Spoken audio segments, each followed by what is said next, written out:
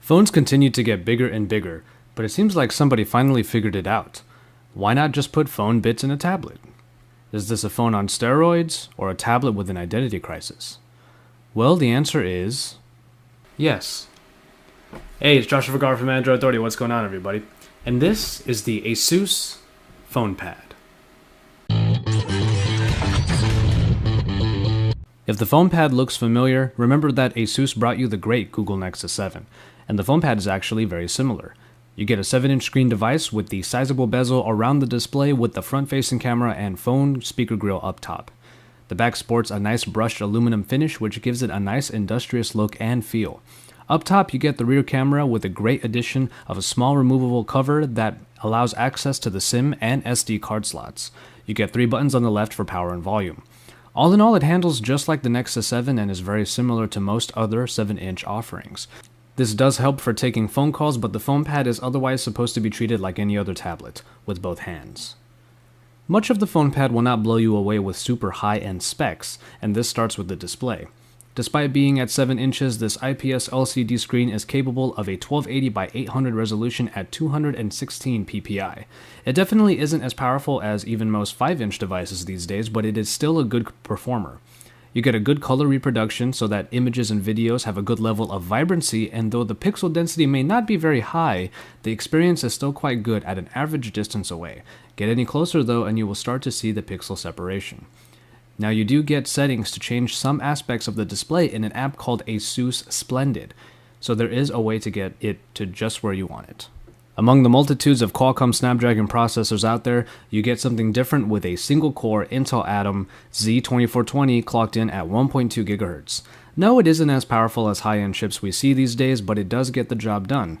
AnTuTu Benchmark clocks it in at around the 7500 mark, but you do get smoothness across the device. There are occasional hiccups that occur from time to time, and they seem to happen mostly in intensive games and apps.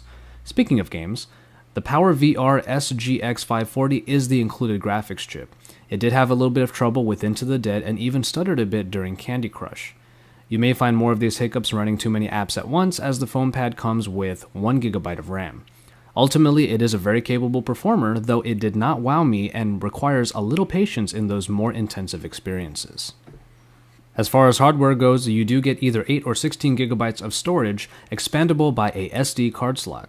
Otherwise, the usual bevy of connections are available: GPS, Wi-Fi, Bluetooth, though NFC is absent. Now the speaker might be relegated to just the one grill on the lower back, but the general quality is actually pretty good, despite lacking in some volume.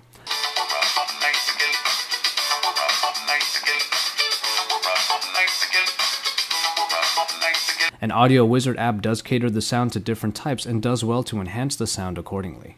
But the biggest story here obviously is the phone side. Underneath the cover you can pop in your GSM SIM card and use this tablet just like any of your phones. Mobile data is possible via HSDPA connectivity, and all phone and SMS related apps are included. The PhonePad truly treats itself like an oversized phone, but is very unassuming about it. If you didn't know any better, you'd think this is just another 7-inch tablet. The call and texting capabilities are just like any phone, and the phone speaker is adequately loud and clear.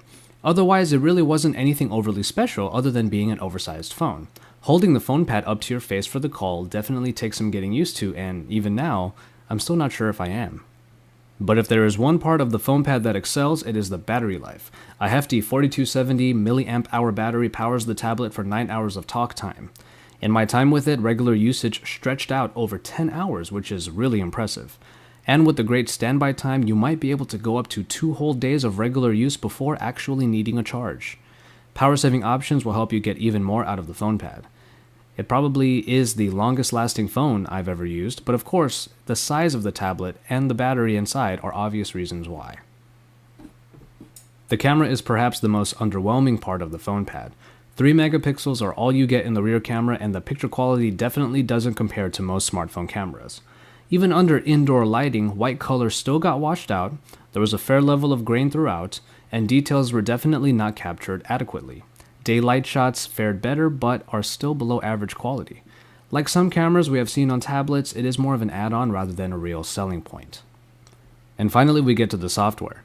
Jelly Bean 4.1.2 powers this ASUS modified UI. ASUS keeps things looking mostly stock, aside from additions like a power widget and a suite of floating applications very similar to Sony Small Apps. With these, you can make a floating to-do list or even watch a video while multitasking. ASUS did add in apps for customization like Studio, a photo editor, Storybook, which makes small memory presentations using pictures and videos, and a couple nice memo apps. With some customization added in, ASUS keeps things simple and easy to use by not doing too much or even too little. Now, though the phone side might be a nifty change in the tablet game, it's become clear that the PhonePad isn't really going to overthrow any of the top players in the game. Luckily, it is priced accordingly at around $249 and just under 200 euros for the European market. And so, there you have it. Would I recommend the PhonePad? It's not for everyone, that's for sure. This is because most people probably already have a capable smartphone, and unless you are okay with swapping the SIM card back and forth between it and ASUS's hybrid tablet, you'd have to shell out more for an extra off-contract plan. I actually thought it was cool to use the PhonePad like any other tablet, and then when a call came in, I could just answer it. But I also knew that as their singular device, most people might find it cumbersome and even maybe just a little bit weird. If you aren't one of those people, though, the PhonePad just might fulfill a need you've been waiting for. And in the end, the ASUS PhonePad is less of a great oversized phone and more like a very nice 3G tablet that happens to be capable of making and taking calls.